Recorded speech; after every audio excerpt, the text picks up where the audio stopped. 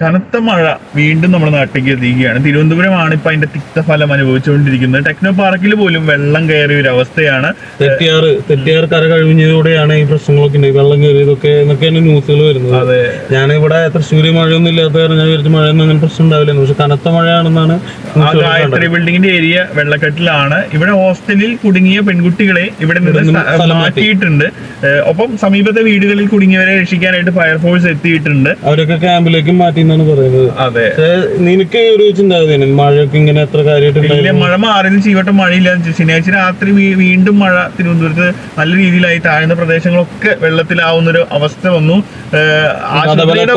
Cosmo ആശുപത്രിയുടെ താഴത്തെ നില പൂർണ്ണമായി മുങ്ങിയെന്നാണ് വാർത്തകൾ പറഞ്ഞത്. അതെ, തേക്കുമൂട് ബണ്ട് കോളനിയിൽ 106 വീടുകളിൽ വെള്ളം കയറി. ഗൗരി, ശരപട്ടം, കണ്ണമുല, പോത്തങ്കോട്, മരത്തൂർ എന്നിവിടങ്ങളിലും വീടുകളിൽ വെള്ളം കയറിയിട്ടുണ്ട്. പലയിടത്തും ആളുകളെ ക്യാമ്പുകളിലേക്ക് മാറ്റിയിട്ടുണ്ട്. എന്തായാലും വളരെ വലിയ രീതിയിലുള്ള മഴയാണ് ഇപ്പോ സംഭവിച്ചുകൊണ്ടിരിക്കുന്നത്. വീണ്ടും പ്രളയത്തിലേക്കാണോ ചോദിച്ചുകൊണ്ടിരിക്കുന്നത്. പിന്നെ അതിനൊന്നും സാധ്യത. പക്ഷെ വേറൊരു സംഭവം എന്ന് പറഞ്ഞു കഴിഞ്ഞാൽ ഈ മഴ പെയ്യുമ്പോൾ വീണ്ടും പൊന്തി വരുന്നുണ്ട് മുല്ലപ്പെരിയാറിന്റെ അവസ്ഥയെ കുറിച്ചുള്ള ചോദ്യങ്ങളും വിഷയങ്ങളും വീഡിയോസും ഇനി നിറയാനായിട്ട് തെക്കൻ കേരളത്തിലാണല്ലോ ഓൾറെഡി മഴയും കാര്യങ്ങളൊക്കെ. ഇപ്പൊ നമ്മുടെ ഭാഗത്ത് അങ്ങനെ പ്രശ്നമൊന്നും ഉണ്ടാവില്ല. പക്ഷെ മഴ പെയ്യുന്നുണ്ട്, നമ്മുടെ നാട്ടിലും മഴ ചെറുതായി പെയ്യുന്നുണ്ട്. ഇനി അത് എന്തിലേക്കാണ് എന്നുള്ള ചോദ്യമാണ് ഇനി ബാക്കി നിൽക്കുന്നത്. അങ്ങനെ പ്രശ്നമൊന്നും ഉണ്ടാവില്ല എന്തായാലും ഉറപ്പാ. ഇനി അതിനുള്ള സൂചനകളൊന്നും ഇപ്പൊ ഒന്നും പറയാൻ പറ്റില്ല. രാത്രി നിർത്താതെ 2 ദിവസം നിന്ന് കഴിഞ്ഞാൽ കഴിഞ്ഞിപ്പോ തലസ്ഥാനം മുഴുവൻ വെള്ളക്കെട്ടിൽ മുങ്ങുന്നൊരവസ്ഥയിലേക്ക് കാര്യങ്ങൾ മാറിക്കൊണ്ടിരിക്കുകയാണ്. ഏറെ പ്രതിസന്ധി ഘട്ടങ്ങളാണ് ഇപ്പോൾ നമ്മൾ മുൻപോട്ട് കാണുന്നത്. തിരുവനന്തപുരം, കൊച്ചിയൊക്കെ നല്ല സിറ്റി പ്ലേസുകളാണ്. അവിടെയൊക്കെ മുങ്ങിക്കഴിഞ്ഞാൽ ഒരുപാട് നാശനഷ്ടങ്ങൾ ഉണ്ടാകാൻ സാധ്യതയുണ്ട്. അപ്പോൾ ആ ഒരു പ്രശ്നങ്ങളൊക്കെ നമുക്ക് ഇവിടെ ശ്രദ്ധിക്കേണ്ടതുണ്ട്. ഏതായാലും പേടിക്കേണ്ട പ്രശ്നങ്ങൾ ഇപ്പൊ ആയിട്ടില്ല. പക്ഷെ ഒരു നല്ല മഴ വന്നു കഴിഞ്ഞാൽ നമുക്കൊക്കെ ഭയക്കേണ്ടതാണ്. അങ്ങനെ പ്രശ്നങ്ങളൊന്നും ഉണ്ടാവില്ല, അത് പേടിക്കേണ്ട കാര്യമൊന്നുമില്ല. അങ്ങനെ ഉണ്ടാവില്ല എന്ന് തന്നെ നമുക്ക് പ്രതീക്ഷിക്കാം. എന്തായാലും ഒരു 2 ദിവസം 3 ദിവസം നിർത്താതെ മഴ പെയ്ത് ഇപ്പൊ പെയ്തത് നിന്നതായിരുന്നു. ഇപ്പൊ വീണ്ടും പെയ്തു തുടങ്ങിയിട്ടുണ്ട്.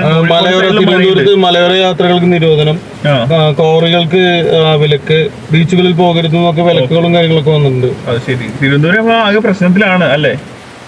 അതേപോലെ കഴക്കൂട്ടം സബ് സ്റ്റേഷനിൽ വെള്ളം കയറുന്നു, വൈദ്യുതിയൊന്നും തടസ്സപ്പെടാം. അല്ല, എന്റെ പേടി എന്താണെന്ന് വെച്ച് കഴിഞ്ഞാൽ എല്ലാ പ്രാവശ്യവും മഴ കുറയുന്നുണ്ടോ, അതിനുശേഷം കുറെ കാലങ്ങൾക്ക് ശേഷം മഴ പെയ്യുന്നുണ്ടോ, അപ്പൊ ഒക്കെ പ്രളയത്തിന്റെ ഒരു സൂചന നമുക്ക് തോന്നാറുണ്ട്. ആ ഒരു ഭയം അത് നമുക്ക് ശരിക്കും പറഞ്ഞാൽ ഉണ്ട്, ഇപ്പോഴും ഉണ്ട്. എന്താണ് ഇതിനെ കുറിച്ച് പറയാനുള്ളത്?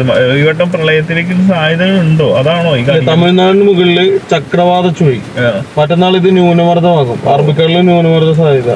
അപ്പൊ മഴ 5 ദിവസം പെരുമഴ തുടരുന്ന തെക്കൻ കേരളത്തിൽ ഓറഞ്ച് അലർട്ട് ഓൾറെഡി പറഞ്ഞിട്ടുണ്ട്. സംസ്ഥാനത്ത് മഴ ശക്തമാകും. 9 ജില്ലകളിൽ യെല്ലോ അലർട്ടും പറഞ്ഞിട്ടുണ്ട്. പക്ഷെ ഇവിടെ ഒന്നും അങ്ങനെ മഴയൊന്നും ഇല്ല കേട്ടോ.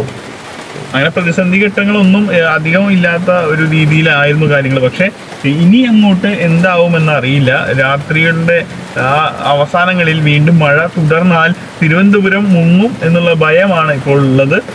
നിങ്ങളുടെ എവിടെയൊക്കെ മഴ പെയ്യുന്നുണ്ടോ ഉണ്ടെങ്കിൽ ഒന്ന് കമന്റ് ആയിട്ട് അത് രേഖപ്പെടുത്തുക.